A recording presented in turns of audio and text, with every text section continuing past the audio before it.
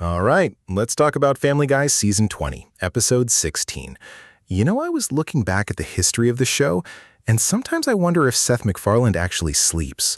Like, how does one guy churn out this much content, this much weirdness, and still have time to, be a functioning human?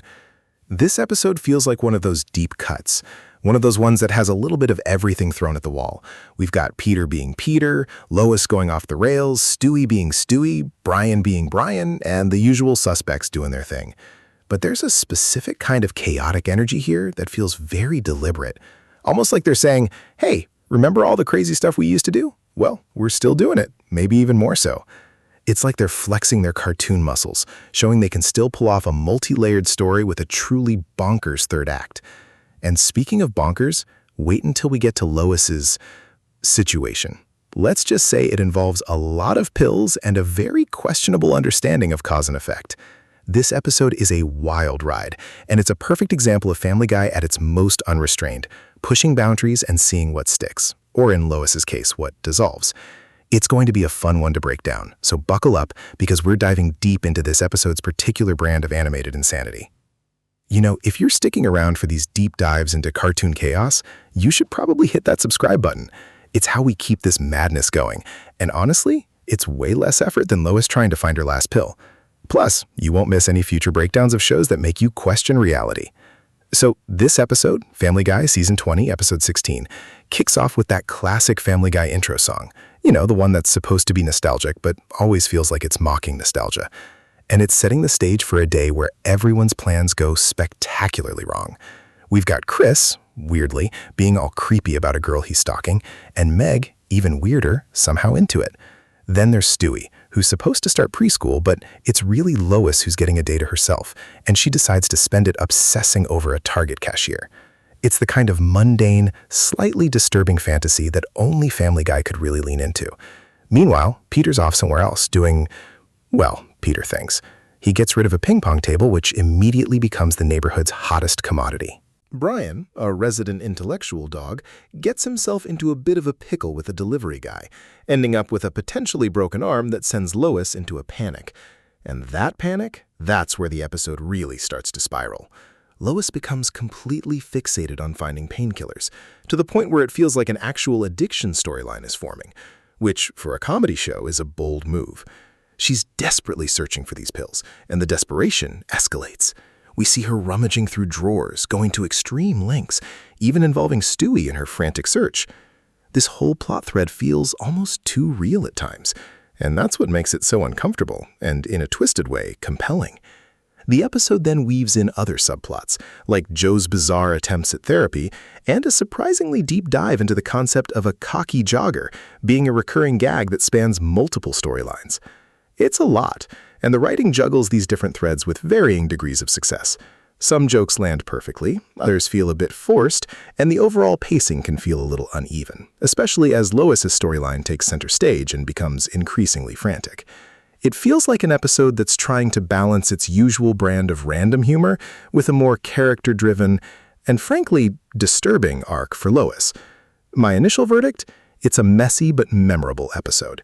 It's not a classic, but it's got moments that will stick with you, mostly for how far they're willing to push Lois's character.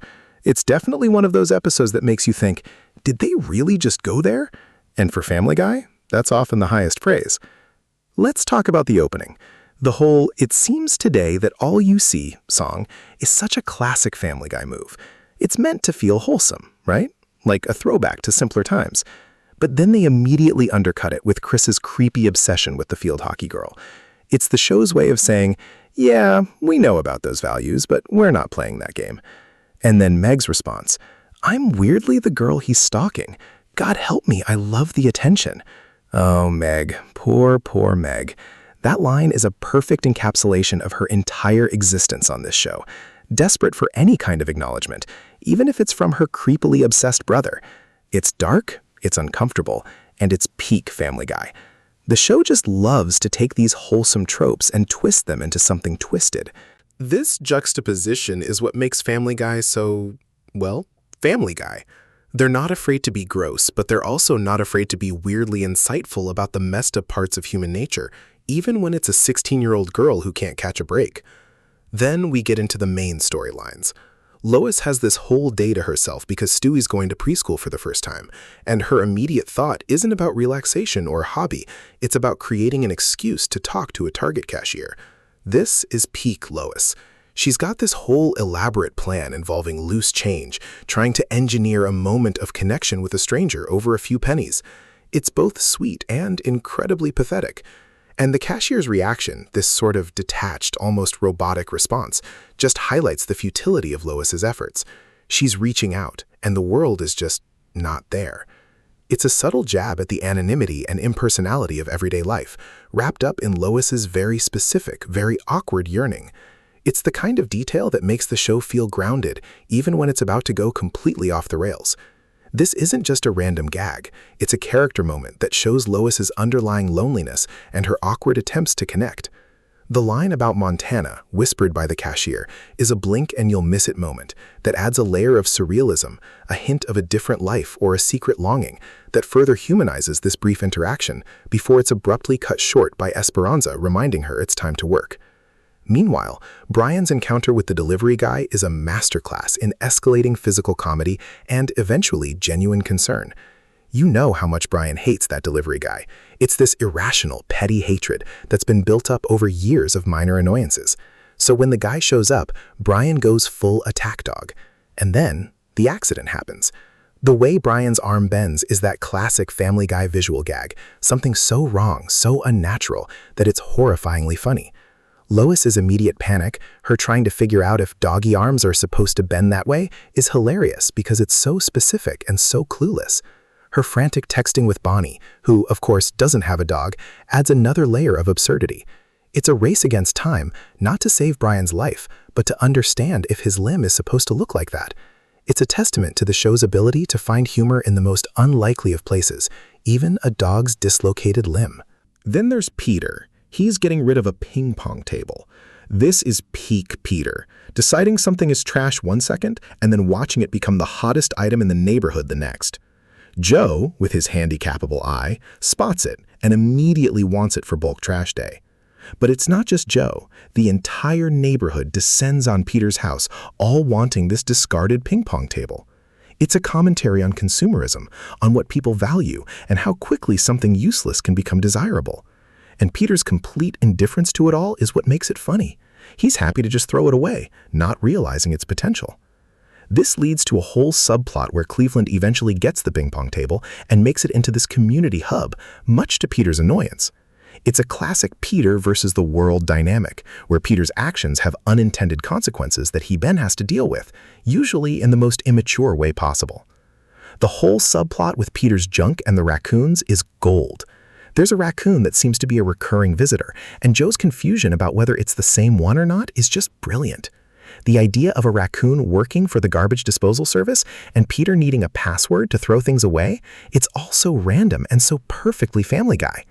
And the fact that the raccoon is just hanging out, observing the chaos, is a nice touch. It adds to the surreal atmosphere of the Griffin household, where even the local wildlife seems to have a job and a routine. The episode takes a sharp turn when Lois's panic over Brian's arm leads her down a rabbit hole of painkiller addiction. She starts popping pills to cope with the stress, and the show doesn't shy away from depicting this descent.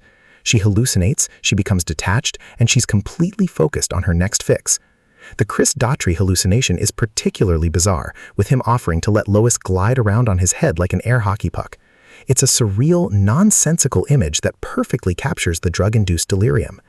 This whole storyline feels like a darker turn for the show, exploring themes of addiction and escapism in a way that's both disturbing and thought-provoking.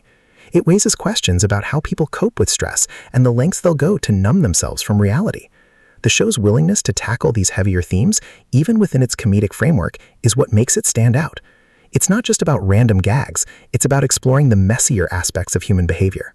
Then there's the whole Neil deGrasse Tyson bit. He pops up to explain that Lois's actions, like her extreme pill-seeking, are scientifically impossible, or at least highly improbable.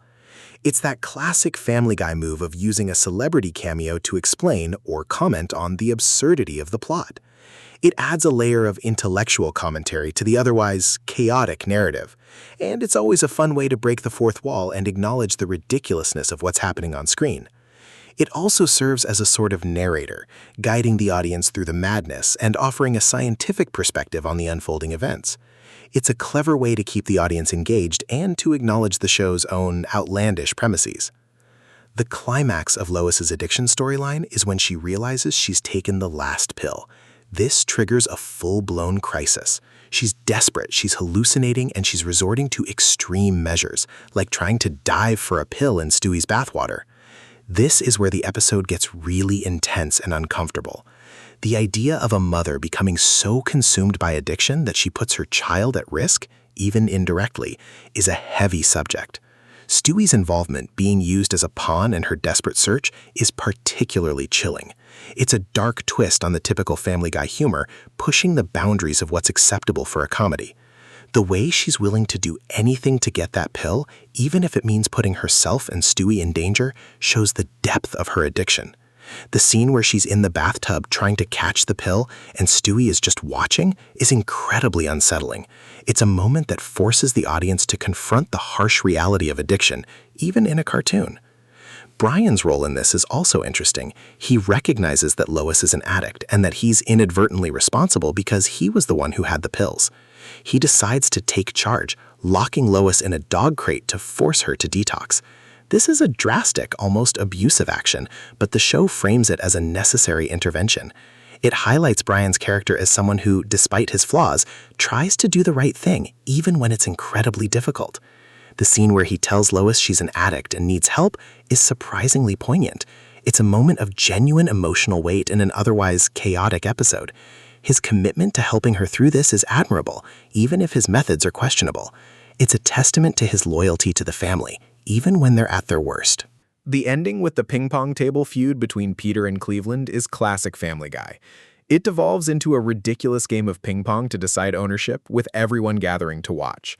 The one man's trash versus another man's treasure court case reference is a nice touch, a callback to the show's love of legal parody. And the final moment, with Cleveland's philosophical musings on the ping-pong table, brings it all together. He admits that initially it was fun, but by day 5, he was sick of it.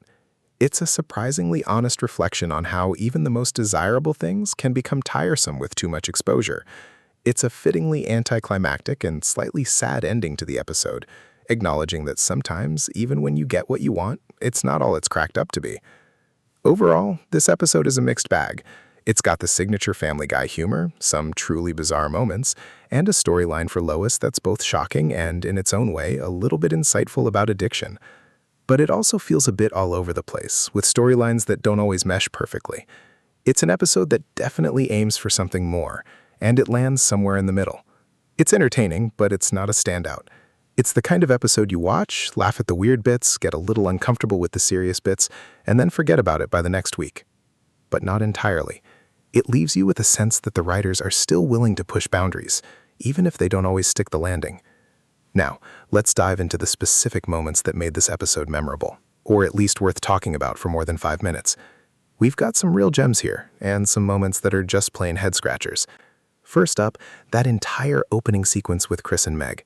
It's amazing how Family Guy can take something as seemingly innocent as a morning routine and twist it into a nightmare fuel montage.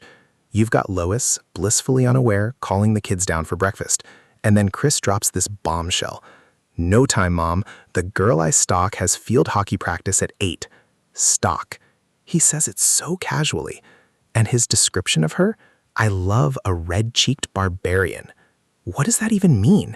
Is he talking about her athletic prowess, her untamed spirit, or just that she looks like she's been in a fight with a tomato? It's the specificity that makes it so unsettling. And then Meg chimes in, her voice dripping with that familiar, pathetic longing. "Can't. I'm weirdly the girl he's stalking. God help me, I love the attention." Oh, Meg. It's a double whammy of familial dysfunction and twisted desire.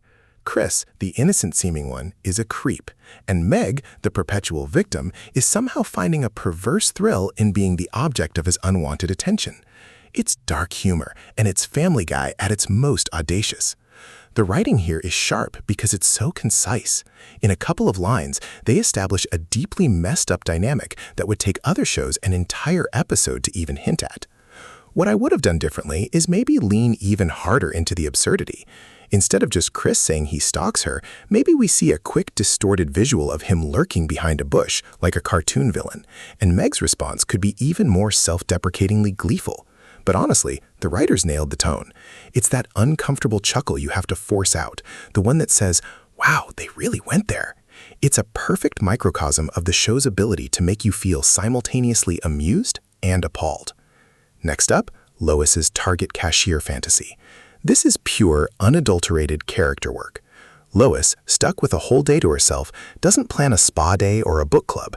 Her mind immediately goes to a transactional, low-stakes romantic encounter.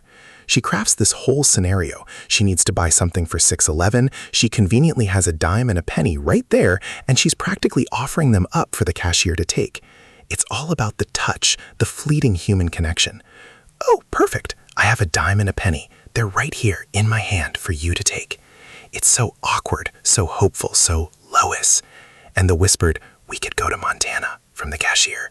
It's a tiny, bizarre detail that opens up a whole world of unspoken longing and potential escape. It suggests this isn't just a fleeting thought for the cashier, it's a real possibility, a dream they share with Lois, or perhaps just a random thought they blurt out. It's a moment of almost poetic melancholy in a show that usually punches you in the gut with jokes. The writing here is brilliant because it's so understated. The humor comes from the relatable awkwardness of trying to strike up a conversation, amplified by Lois's inherent social ineptitude. What I'd change? Maybe stretch out the interaction a tiny bit more, let the audience linger in that awkward hope before Esperanza yanks Lois back to reality. But the brevity actually works, making the moment feels like a fragile dream that's easily shattered. It's a perfect illustration of Lois's desire for something more, something romantic, something just out of reach, even if it's just a moment of connection with a stranger at the checkout counter. Then we have Brian's unfortunate encounter. The sheer visual gag of his doggy arm bending the wrong way is horrifyingly funny. It's one of those moments where you can't look away, even though it makes you cringe. Lois's panic is palpable. "Oh my God, oh Brian, are you okay? Oh crap, I can't remember if doggy arms are supposed to bend that way." Her genuine confusion and fear, coupled with the utterly unnatural image of Brian's limb, is a comedy goldmine. The subsequent texting with Bonnie rues completely out of her depth. Bonnie doesn't have a dog, adds another layer of hilarious incompetence.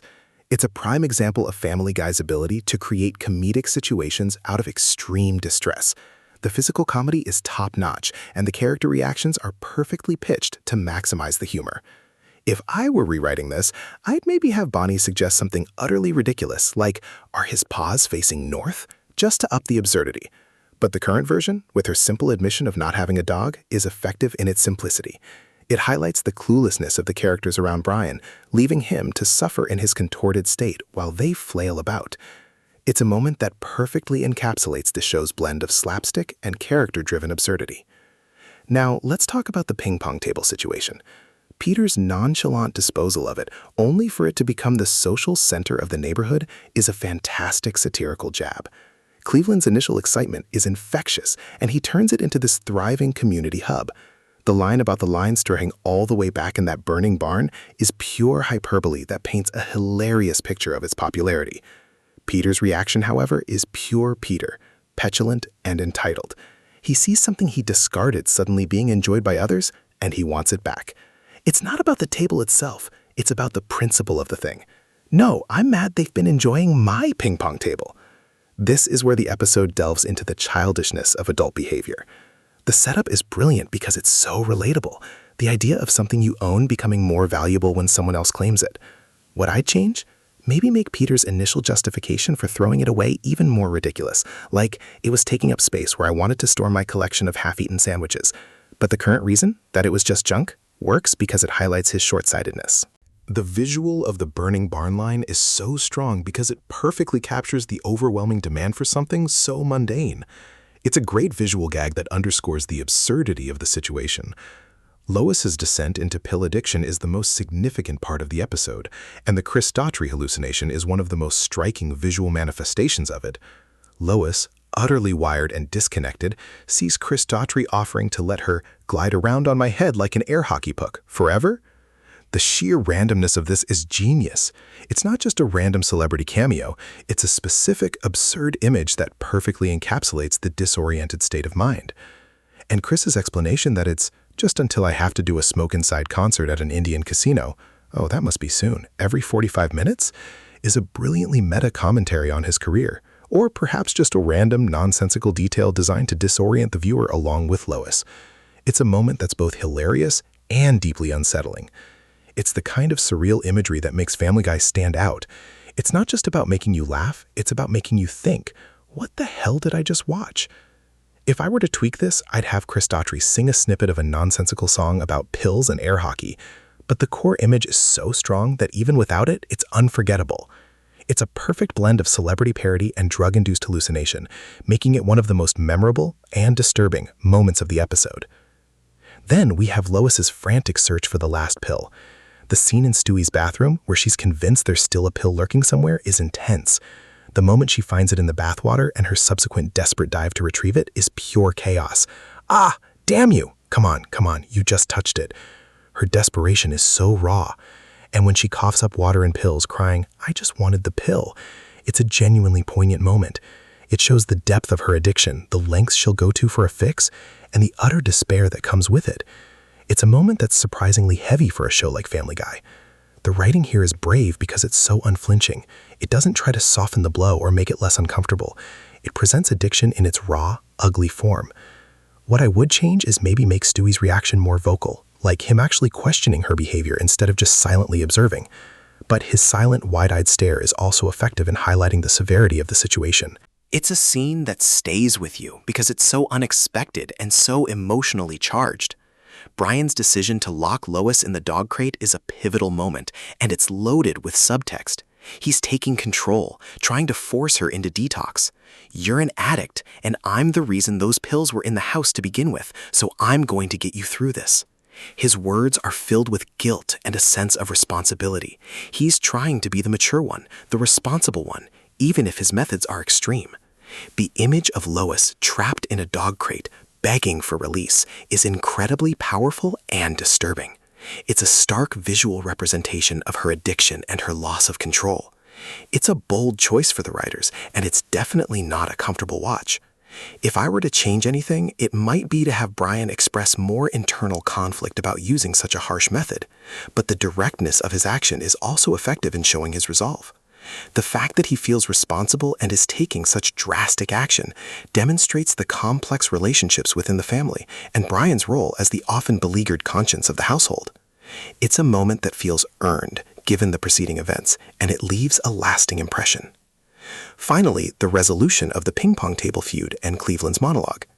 Peter and Cleveland agreeing to a ping-pong match to settle their dispute is classic childish adult behavior.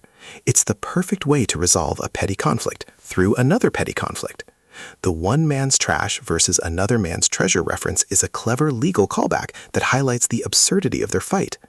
Cleveland's confession at the end is the most surprisingly mature moment in the episode. The truth is, after the first day, ping-pong was the greatest thing that had ever happened to me.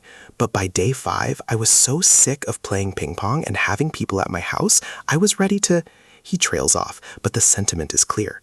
It's a relatable feeling. The novelty wears off, and you're left with the reality of the situation. It's a subtle but powerful message about how our desires can often lead us to things that ultimately bring us dissatisfaction. If I were to add to this ending, I'd have Peter respond with something equally self-aware, but probably something about hot dogs or something equally mundane. But Cleveland's honest admission is what makes the ending resonate. It's a moment of quiet reflection that grounds the episode's chaos. It shows that even in a show filled with outrageous gags, there can be moments of genuine insight. Let's talk about the main players in this episode. First up, Peter, our favorite idiot. In this episode, Peter is mostly the catalyst for chaos, but not in his usual direct way. He's the guy who throws out a perfectly good ping-pong table, not because he doesn't like it, but because, well, he's Peter. He's not really the focus, but his actions ripple outwards, creating the whole neighborhood ping-pong table drama. He's less the architect of his own misfortune and more the guy who accidentally kicks over the anthill. His character is kind of stagnant here, which isn't necessarily bad, but he's not given much to do beyond being the source of a discarded item. The best part about him is probably his justification for wanting the table back, not because he wants to play, but because Cleveland is enjoying his table. It's pure possessiveness and ego, which is classic Peter, but it doesn't really evolve him or offer any new insights. He's just there, being Peter. He's used okay, but he feels like a plot device more than a character with an arc in this specific story. Lois, on the other hand, gets a whole lot of focus, and it's not always comfortable. Her day starts with a sweet, awkward crush on a Target cashier, which is very in character for her, this yearning for connection and romance. But then Brian's accident sends her spiraling into pill addiction, and that's where the episode really digs in. Her descent is depicted with a surprising amount of intensity. The hallucinations, the desperation, the sheer panic, it's a lot. Her best moment is arguably when she's in the bathroom, crying, "I just wanted the pill." It's raw and shows a vulnerability we don't often see. It's her being used well, showing the darker side of stress and escapism. Whether this changes how I see her is debatable. It shows a capacity for self-destruction and a struggle that is definitely a part of the human experience, but it feels like a temporary detour for shock value rather than a fundamental shift in her character. The show uses her role here to explore addiction, and it's effective, if unsettling. Stewie, as usual, is the innocent bystander caught in the crossfire of adult craziness. He's starting preschool, which is a big milestone for him, but the main plot seems to forget about that for a while. His biggest role is when Lois is desperately searching for pills and involves him in her frantic search, even trying to make him dive for a pill in his bathwater. He's mostly just observing the madness, which is par for the course for him when the adult storylines get heavy. He's used okay in that he's present and reacts to the chaos, but he's not given a strong independent storyline or a significant character moment beyond being a pawn. His most interesting moment is probably just his silent, wide-eyed stare during Lois's breakdown, which speaks volumes without him saying a word. It shows his precocious observation of adult behavior, even when it's horrifying. Brian's arc in this episode is probably the most complex and, in a way, the most mature.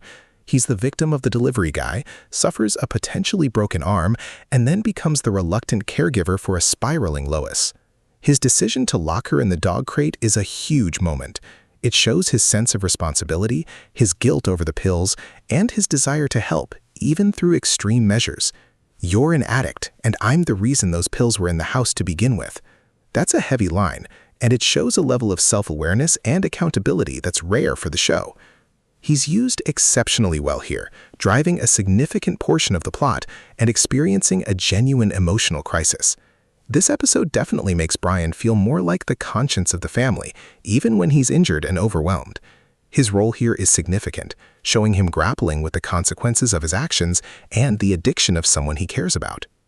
Joe is Joe. He's there to be Joe. He spots the ping-pong table, makes a comment about his handicapable eye, and is generally part of the background chaos.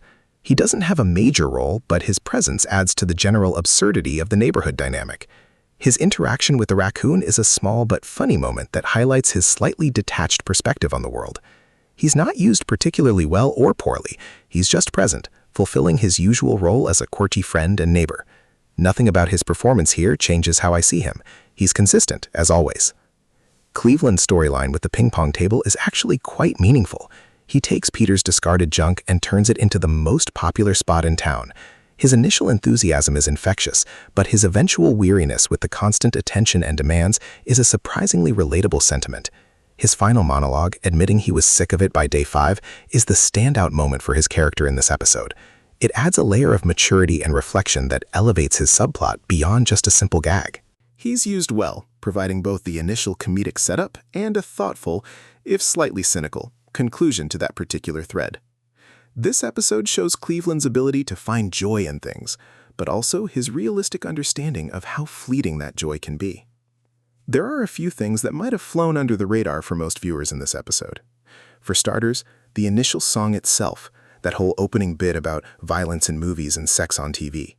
It's so clearly a meta-commentary on the show itself, on the very thing Family Guy is. They're singing about it while simultaneously embodying it, which is a very self-aware Family Guy move. It's a classic fourth wall break disguised as an earnest, nostalgic opening. It's not a deep cut, but it sets the tone for the episode's deconstruction of wholesome ideals. Nobody misses it, but they probably don't think too hard about its implications for the show itself. Then there's the little detail during Lois's Target fantasy. When she's fumbling for her change, she says, "Oh, perfect, I have a dime and a penny." The cashier then whispers, "We could go to Montana." That whisper is so out of nowhere, so specific, and yet so fleeting. It's not a punchline, it's just a bizarre, almost poetic moment that hints at a shared, unspoken desire for escape. It's easily missed because it's so quiet and subtle, a whisper in a sea of louder gags. But it adds a strange layer of depth to Lois's mundane fantasy, suggesting that the cashier might have similar feelings of longing or dissatisfaction. It's a beautiful, melancholy detail that adds a touch of realism to the absurdity. Speaking of absurdity, when Brian is injured and Lois is panicking, she's texting Bonnie. Bonnie's response, "Oh, Bonnie doesn't have a dog," is delivered with such deadpan simplicity. It's funny because it's so obvious and yet so unhelpful. It's a blink and you'll miss it line that undercuts the urgency of the situation with pure, unadulterated cluelessness. It's a perfect example of Family Guy's humor, taking a serious situation and injecting it with a dose of pure idiocy. This detail matters because it highlights the general incompetence of the supporting cast when faced with a real problem, leaving Brian and Lois to navigate their own chaos. It's a small joke, but it's a very effective one. When Peter throws out the ping-pong table, Joe says, "I spy with my handy-coppable eye something for bulk trash day." This is a classic Joe line, playing on his disability for a joke.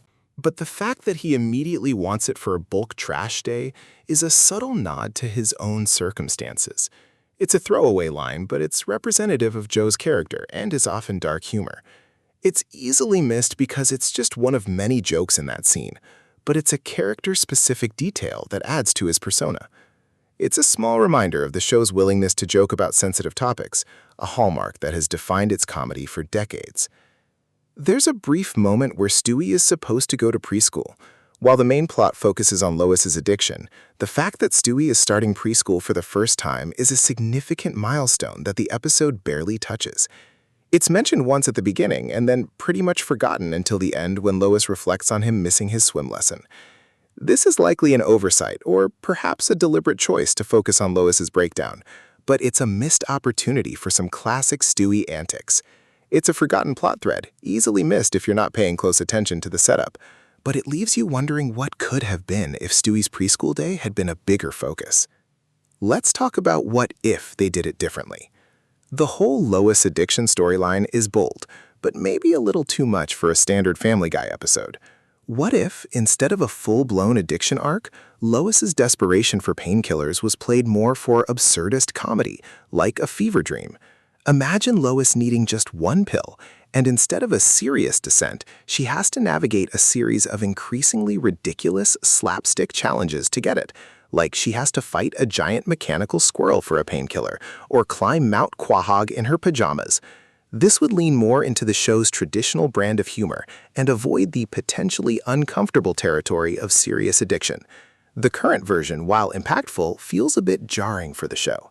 My alternative keeps the desperation, but diffuses the heavy realism with more outlandish cartoon logic, making it funnier and less likely to alienate viewers who come to Family Guy for pure escapism. It would still show Lois as being over-the-top stressed, but in a way that's more in line with the show's established comedic tone. Another choice was Peter and Cleveland fighting over the ping-pong table. While the eventual ping-pong match is a decent resolution, what if the fight over the table escalated into something much bigger and more absurd, directly involving the entire town? Instead of just Peter and Cleveland, what if the ownership of the ping-pong table became a civic crisis, leading to protests, a town hall debate, and maybe even a small-scale civil war between factions supporting Peter and Cleveland? This would have allowed for more characters to get involved, and for the show to really lean into its satirical take on community disputes and petty grievances. The current ending feels a little small-scale for Family Guy. My version would amplify the absurdity and allow for broader comedic commentary on how trivial issues can become massively important to people. It would turn